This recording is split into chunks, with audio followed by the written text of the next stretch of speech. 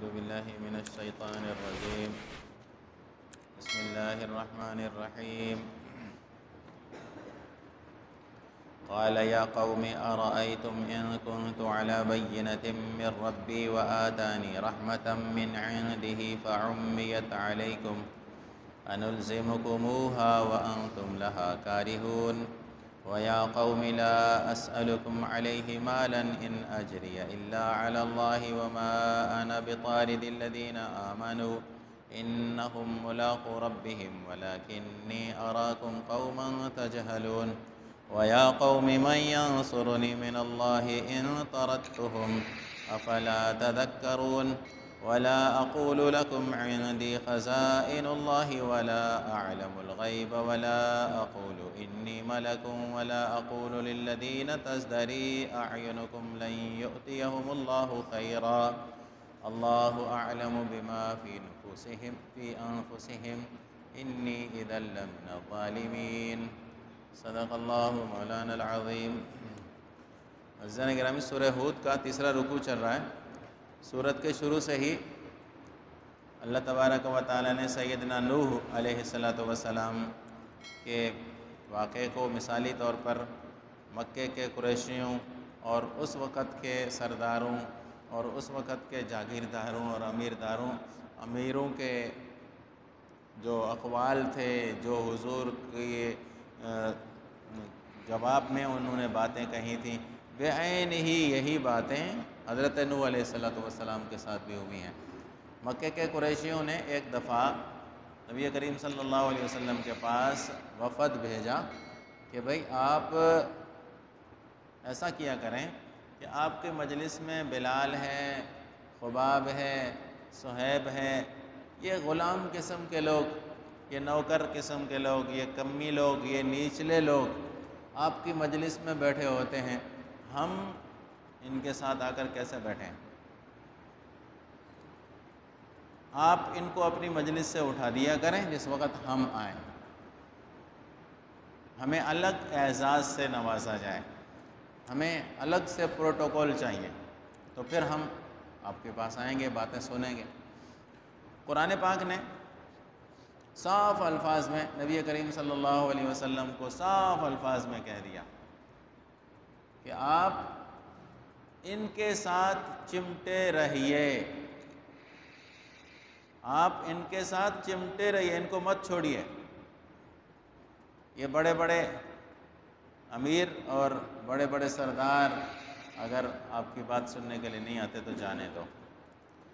چونکہ بنیادی طور پر مکے کے سرداروں نے بھی یہی بات کہی تھی نا حضور کو کہ آپ کے پاس نہ مالی وسعت ہے، نہ آپ کے پاس کوئی طاقت ہے، نہ کوئی آپ ہمارے معاشرے کے حساب سے کوئی بڑے رتبے کے آدمی ہیں.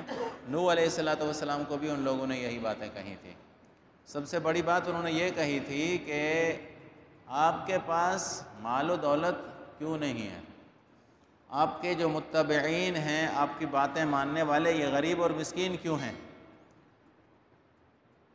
نوح علیہ السلام نے ان کو جواب دیا. آج کی آیات میں جوابات ہیں نوح علیہ السلام کے. سب سے پہلی آیت میں فرمایا، نوح علیہ السلام کہنے لگے کہ میری قوم، تم کیا کہتے ہو کہ اگر اللہ نے مجھے اپنی طرف سے کوئی نشانیاں دے دی ہیں اور اپنی رحمت سے مجھے نوازا ہے اور تم اسے نہیں دیکھ پا رہے، تو میں تمہارے گلے میں زبردستی ڈال دوں گا؟ تم اس کو نہ چاہتے ہو پھر بھی؟ اللہ نے مجھے جس چیز سے نوازا ہے، اللہ نے رحمت دی ہے مجھے، میں وہ تمہارے گلے میں زبردستی ڈال دوں اور تمہیں وہ چیز نظر نہیں آتی. یہاں ایک ضابطہ اور قانون ذہن میں رکھیں کہ انبیاء کرام میں اللہ تعالیٰ جو متانت، سنجیدگی، وقار، امانت، دیانت، فراست اور عقل رکھتے ہیں نا، وہ بچپن سے ہی ممتاز زندگی گزارتے ہیں. ان کی زندگی عام لوگوں سے مختلف ہوتی ہے، اور پھر جب ان کے پاس وحی آنا شروع ہوتی ہے، اللہ کے پیغامات جب آنا شروع ہوتے ہیں، تو انبیاء کرام ان پیغامات کا سرچشمہ ہوتے ہیں. وحی کی طاقت کو برداشت کر لینا ہر کسی کے بس کی بات نہیں ہے۔ ہم میں سے کوئی آدمی، میں ایک مثال دے کر سمجھا، ہم میں سے کوئی آدمی رات کو کوئی ڈراؤنا خواب دیکھ لے تو کتنے دن تک اس کے دل پہ اثر رہتا ہے؟ ڈراؤنا خواب، بڑا کوئی خطرناک خواب دیکھ لے، اپنے بارے میں، بیوی بچوں کے بارے میں، ماں باپ کے بارے میں، اپنے گھر کے بارے میں، اپنی مال و دولت کے بارے میں، اگر کوئی صرف ڈراؤنا خواب دیکھ لے تو کئی دن تک مغموم اور پریشان رہتا ہے۔ 10 مولویوں کے پاس جاتا ہے کہ یار میں نے ایسا خواب دیکھا، کیا کروں؟ تو اللہ تعالیٰ کا براہ راست پیغام جب پیغمبر کے دل پہ اترتا ہے تو ہر آدمی اس کو نہیں برداشت کر سکتا۔ یہ نبی کے اندر صلاحیت ہوتی ہے، اور یہ دنیا کا سب سے مشکل ترین کام ہے، یہ آسان کام نہیں ہے۔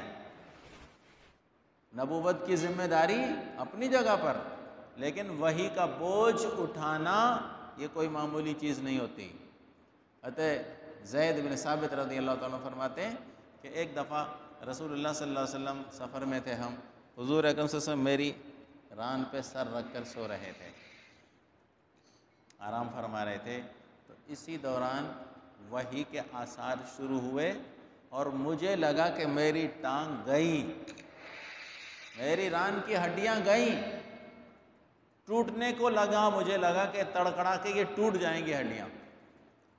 اور ایک دفعہ اونٹنی پر آپ صلی اللہ علیہ وسلم تشریف فرما ہے، اس وقت وحی ظاہر ہوتی، وحی کے اثرات ظاہر ہوتے ہیں، تو اونٹنی چلنے سے جواب دیتی ہے، جیسے اس کی کمر پہ کوئی بڑا بھاری وزن آ گیا وہ بیٹھنے لگ جاتی ہے، چلتے چلتے جیسے بیٹھنے لگے نا ویسے بیٹھنے لگ جاتی ہے۔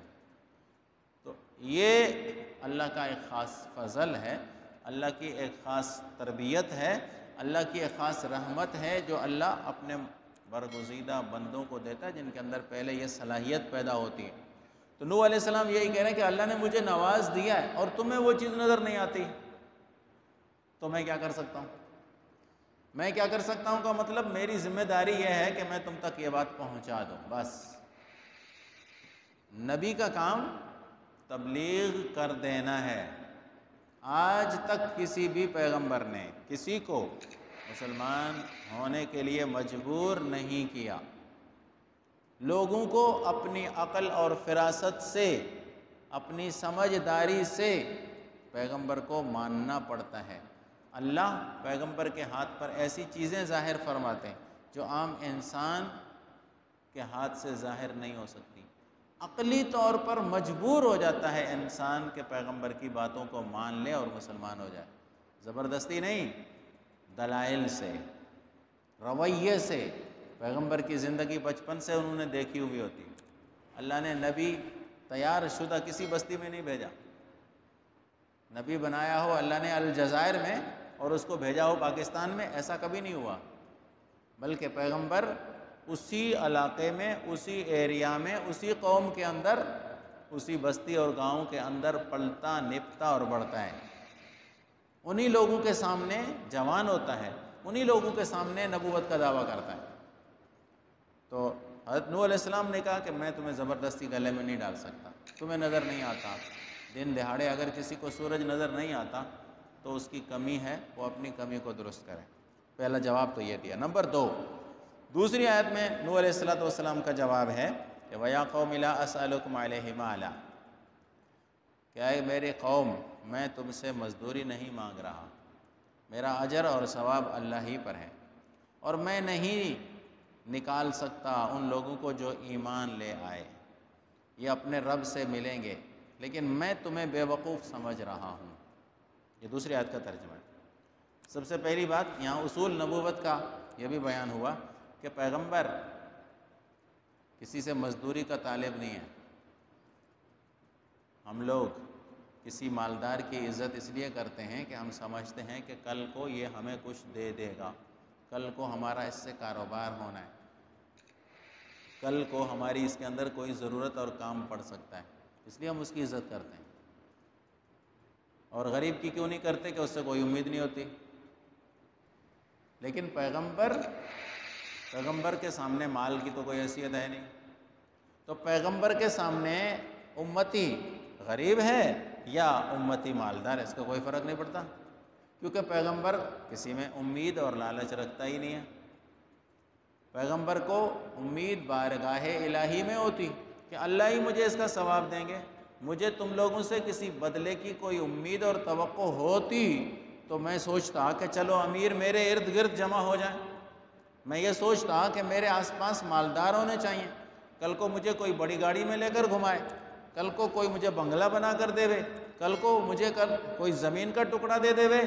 یہ تو تب ہے نا کہ جب میرے دل میں لالچ ہے، لیکن انبیاء کرام کے دل میں یہ چیز نہیں ہوتی، تو اس لیے میں ان غریبوں کو یہاں سے کیسے اپنے آس پاس سے کیسے ہٹا دوں؟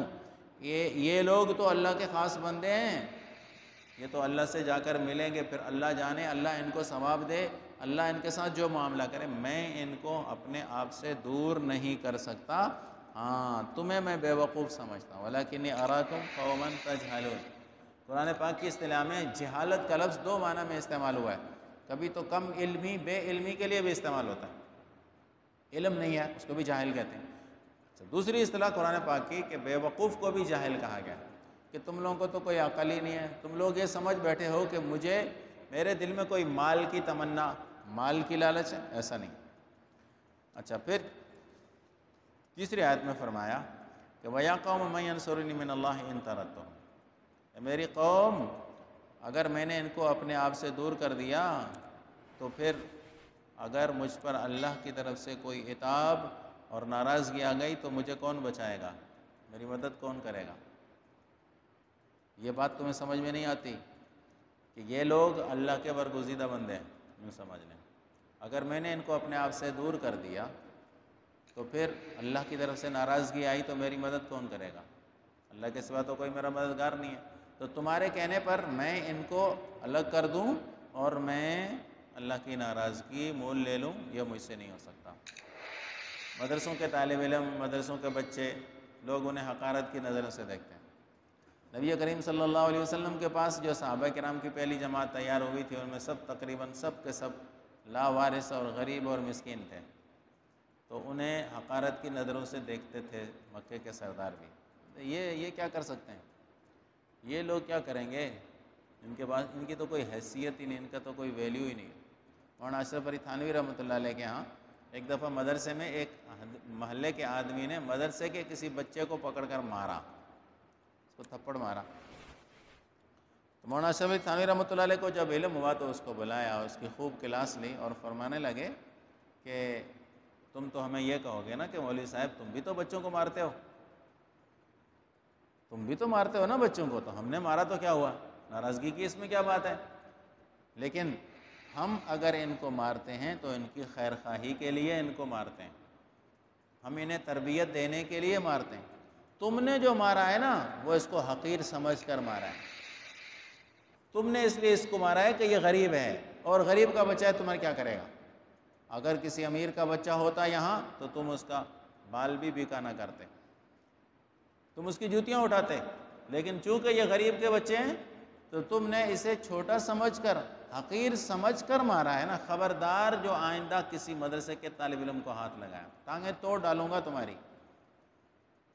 ہمارا ان کو مارنا، ہم ان کو سزائیں دیتے ہیں تو ان کی تربیت کے لیے دیتے ہیں، ہم ان کے خیر خواہ بن کر ان کو سکھانے کے لیے، ان کو کبھی کبھار ادب سکھانے کے لیے ہم ان کو مار پٹائی لگاتے ہیں۔ تمہیں کیا حق پہنچتا ہے؟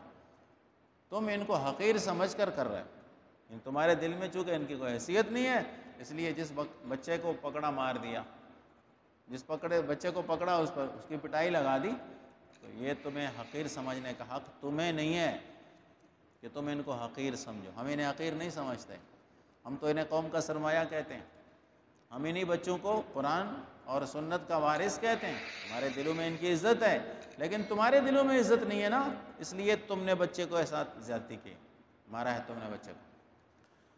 تو نوح علیہ السلام نے بھی یہی فرمایا کہ یہ لوگ تو اللہ کے بندے ہیں، یہ تو اللہ سے ملنے والے ہیں، میں نے اگر ان کو ہٹا دیا تو کل کلاں کو اللہ نے مجھ سے پوچھ لیا تو مجھے اللہ سے کوئی نہیں بچا سکتا۔ اور چوتھی آیت میں ان کے اس بات کا جواب دیا کہ وَلَا أَقُولُ لَكُمْ عِنْدِي خَزَائِنُ اللَّهِ، میں یہ دعویٰ نہیں کرتا کہ میرے پاس اللہ کے خزانے ہیں، اور میں یہ بھی دعویٰ نہیں کرتا کہ میں غیب کو جانتا ہوں، اور میں یہ بھی نہیں کہتا کہ میں کوئی فرشتہ ہوں، اور میں یہ بھی نہیں کہتا کہ جن لوگوں کو تم حقیر سمجھتے ہو اللہ ان کو خیر اور بھلائی نہیں دیں گے۔ دیکھیں ان کا پہلا اعتراض تو یہ تھا نا کہ آپ کے پاس خزانے کیوں نہیں ہیں؟ تو نوح علیہ السلام نے صاف کہہ دیا کہ نبوت کا منصب اور خزانے آپس میں ایک ہونا ضروری نہیں ہے۔ میرے پاس خزانے نہیں ہیں، میں دعویٰ ہی نہیں کر رہا کہ میرے پاس کوئی خزانے ہیں، نبی کے پاس خزانے ہونا ضروری نہیں ہے۔ نمبر 2، وَلَا أَعْلَمُ الْغَيْبَ، کہ میں غیب کی چیزوں کو بھی نہیں جانتا، غیب کا علم میرے پاس نہیں ہے۔ وحی کے ذریعے پیغمبر کو جو علم ہوتا ہے اس کو غیب کا علم نہیں کہتے۔ دیکھیں ہم لوگ یہاں آپس میں بیٹھے ہوئے ہیں، ایک آدمی دعویٰ کرتا ہے کہ فلان شہر میں نے دیکھا ہے، ایک آدمی کہتا ہے کہ میں نے فلان شہر دیکھا ہے، ہمارے پاس اس کے اس شہر دیکھنے کی کوئی دلیل نہیں ہے تو ہم نہیں مانتے۔ لیکن اگر وہ دلیل دے دے، وہ وہاں کی تصویریں دکھا دے کہ دیکھو میں مکہ مکرمہ میں کھڑا ہوا ہوں فلان جگہ پہ، دیکھو میں کعبۃ اللہ کے پاس کھڑا ہوا ہوں، دلیل سے وہ بات ہمیں سمجھا سکتا ہے نا، اور ہمارے علم میں یہ بات آ سکتی ہے نا کہ اس آدمی نے واقعی مکے کا سفر کیا ہوا ہے، یہ ہمیں علم ہوا۔ اور غیب کا علم ہے یہ تو، کہ ہمیں تو کچھ ہی پتہ نہیں تھا، لیکن اس علم کو علم بالدلیل کہتے ہیں کہ دلیل کے ذریعے ہمیں معلوم ہوا۔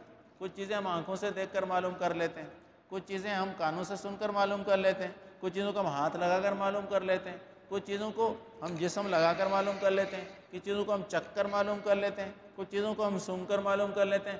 یہ علم تو ہوتا ہے، اس کو علم تو کہتے ہیں، لیکن یہ غیب کا علم نہیں ہے۔ غیب کا علم اس علم کو کہتے ہیں جو ان تمام ذریعوں عقل سے بھی ماورا کا علم ہو۔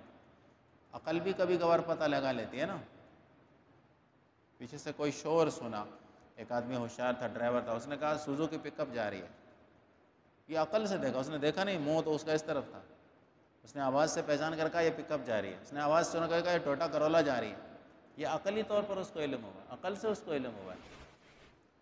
تو غیب کا علم تو اس علم کو کہتے ہیں جو ان تمام ذرائع سے ماورا، ان ذرائع کے علاوہ علم ہوتا ہو۔ انبیاء کرام کے پاس جو علوم ہیں وہ وحی کے ذریعے آتے ہیں، وحی بھی علم کا ذریعہ ہے، وہ غیب نہیں ہے۔ ہمارے آپ کے لیے غیب ہے، یہ ہم نے دیکھا نہیں اس کو، لیکن انبیاء کرام میں سے کسی پیغمبر نے یہ دعویٰ نہیں کیا کہ میں غیب جانتا ہوں۔ نوح علیہ السلام نے بھی یہی کہا، وہ لوگ یہ سمجھتے تھے کہ پیغمبر کو تو ایسا ہونا چاہیے کہ اس کے پاس ساری خبریں ہونی چاہیے۔ اسی طرح ولا اقول انی ملک، وہ یہ سمجھتے تھے کہ ایک انسان پیغمبرانہ صفات کا حامل کیسے ہو سکتا ہے، انسان نبی کیسے بن سکتا ہے؟ اللہ تعالیٰ کے ساتھ رابطہ ہو، اللہ کی طرف سے پیغامات آئیں، انسان تو ہم ہیں نا، ہم انسان ہیں، پیغمبر کیسے انسان ہو سکتا ہے؟ ہر نبی کو یہ طعنہ دیا گیا کہ تم تو ہمارے جیسے ہو، تمہاری تو اولاد ہے، تمہیں تو بھوک لگتی ہے، تم تو تجارت کرتے ہو، تمہارے تو بچے ہیں۔ ہر نبی کو یہ طعنہ ملا کہ تم تو ہمارے انسانوں کی طرح ایک انسان ہو، تم نبی کیسے بن گئے؟ تو پیغمبر ہونے کے لیے لوگوں کا ذہن یہ ہے کہ کوئی اڑتا ہوا آئے، اوپر سے اڑتا ہوا آئے، جیسے مکے کے لوگ کہتے تھے نا کہ یار فرشتے آئیں اور گواہی دیں کہ تم واقعی نبی ہو تو پھر ہم مانیں گے، یا کوئی بادل کا ٹکڑا آئے وہ گواہی دے دے، یا اللہ تعالیٰ ہمارے پاس براہ راست کتاب بھیج دیں اور اس کتاب میں لکھا ہوا ہو، یعنی خط بھیج دیں اللہ، اس میں لکھا ہوا ہو کہ تم واقعی اللہ کے نبی ہو تو پھر ہم مانیں گے۔ یہ سارے اوٹ پٹانگ بہانے نہ ماننے کے ہوتے ہیں۔ تو نوح علیہ السلام نے بھی صاف کہہ دیا کہ میں یہ نہیں کہتا کہ میں فرشتہ ہوں، میں یہ دعویٰ ہی نہیں کرتا کہ میں فرشتہ ہوں، میں بھی انسان ہوں، ہاں مجھ میں کچھ چیزیں تمہارے ذات کے علاوہ ہیں، کچھ خصوصیات سے اللہ نے مجھے نوازا ہے، وہ میرے پاس ہیں، اور میرا اپنا کام، میں اپنا کام کر رہا ہوں۔ اور یہ بھی فرمایا کہ میں نہیں سمجھتا جن لوگوں کو تم حقیر سمجھتے ہو کہ اللہ ان کو خیر اور بھلائی سے نہیں نوازیں گے، جنہیں تم حقیر سمجھتے ہو اللہ انہیں نواز سکتے ہیں۔ اللہ کا قانون تم نہیں جانتے، تم نے تو ان کو سمجھا کہ یہ کسی کام کے نہیں ہیں لوگ، ہے نا، یہ بیکار ہیں۔ آج کل کے ذہن کے بھی لوگ یہی ہے نا، کہتے ہیں مدارس میں جو لوگ بیٹھے ہوئے ہیں، مسجدوں میں جو بیٹھے ہوئے ہیں، خانقاہوں میں جو بیٹھے ہوئے ہیں، یہ کیا کرتے ہیں؟ نہ تو ان کو کمپیوٹر کا پتہ، نہ ان کو دنیاوی علوم کا پتہ، یہ کیا کر رہے ہیں بھائی؟ یہ کون سا کام کر رہے ہیں؟ نوح علیہ السلام نے بھی یہی کہہ دیا کہ تم سمجھتے ہو کہ یہ بیکار ہے نا، یہ حقیر قسم کے لوگ ہیں، نہیں، اللہ ان کو نواز سکتا ہے۔ معلوم ہوا کہ انسان کی اصل بھلائی اللہ کی عطا ہے۔ اللہ تعالیٰ کی طرف سے انعامات کسی کو مل جائیں، اللہ کی طرف سے رحمت اس کو مل جائے، اللہ کی رحمت اس کے شامل حال ہو جائے، اصل یہ چیز ہے۔ دنیاوی طور پر اگر کوئی آدمی مالدار ہے بھی تو کوئی بھی یہ دعویٰ نہیں کر سکتا کہ میرے عملوں کے بدلے میں اللہ نے مجھے تمنگر کیا ہے، کوئی نہیں کہہ سکتا۔ اور نہ کوئی یہ کہہ سکتا ہے کہ میرے عملوں کی وجہ سے اللہ نے مجھے مسکین اور مفلس رکھا ہے۔ ہر کوئی یہی کہتا ہے، ہر کسی کا عقیدہ یہ ہے کہ یہ اللہ کی طرف سے، اللہ کسی کو زیادہ دے دیتے ہیں، کسی کو کم دے دیتے ہیں، میرے عمل کا بدلہ نہ یہ ہے نہ وہ ہے۔ تو اسی طرح نوح علیہ السلام نے بھی کہہ دیا کہ اصل بھلائی کا معیار مالداری نہیں ہے کہ تم مالدار ہو اور یہ غریب لوگ ہیں۔ فرمایا کہ اللہ ان کو نواز سکتا ہے، میں نہیں کہتا کہ اللہ ان کو نہیں نوازیں گے، بلکہ یہ لوگ تو اللہ کے خاص حلقے کے بندے ہیں۔ اور پھر فرمایا کہ انی اذا لمن الظالمین، اگر میں یہ سمجھ بیٹھوں کہ یہ لوگ بھی اللہ کی نعمتوں سے محروم ہیں تو پھر تو میں بڑی ناانصافی کرنے والوں میں سے ہوں گا۔ ہم لوگ یہی سمجھتے ہیں نا کہ ان کا تو بیچاروں کا نہ دنیا نہ آخرت، ہم تو یہ سمجھ بیٹھتے ہیں کہ یار یہ تو ایسے ہی آئے اور ایسے ہی جا رہے ہیں۔ نوح علیہ السلام یہی فرما رہے ہیں کہ بھائی ان کے بارے میں ہم یہ عقیدہ نہیں قائم کر سکتے، ہم یہ رائے نہیں قائم کر سکتے کہ اللہ ان کو بھلائی نہیں دیں گے۔ ہو سکتا ہے اللہ ان کو نواز دیں، اور اللہ کے نوازنے کے انداز الگ ہوا کرتے ہیں، وہ صلاحیتوں پہ نہیں، وہ دلوں کے اور نیتوں پر دیا کرتے ہیں۔ اللہ تعالی ہمیں سمجھ عطا فرمائے۔ یہ ساری چیزیں نبوت کے اصول اور قوانین ہیں، نبوت کے لیے کیا ہونا چاہیے اور نبوت کو نہ ماننے والوں نے کیسے کیسے بہانے کیے، اور نبی کے اندر کیا خاصیتیں ہوتی ہیں، اس کے امتی کیسے ہوتے ہیں، یہ ان آیات میں ہمیں معلوم ہوا کہ انبیاء کرام کے متبعین مالدار طبقہ اور بڑا طبقہ نہیں ہوتا، بلکہ وہ غریب سے غریب تر لوگ ہوا کرتے ہیں۔ یہی لوگ سب کچھ اپنا قربان بھی کر دیتے ہیں، مالدار قربانیاں نہیں دیتے، مالدار جو ہے وہ اپنی جان جوکھم میں نہیں ڈالتے، تکلیفیں اور مشقتیں نہیں برداشت کرتے۔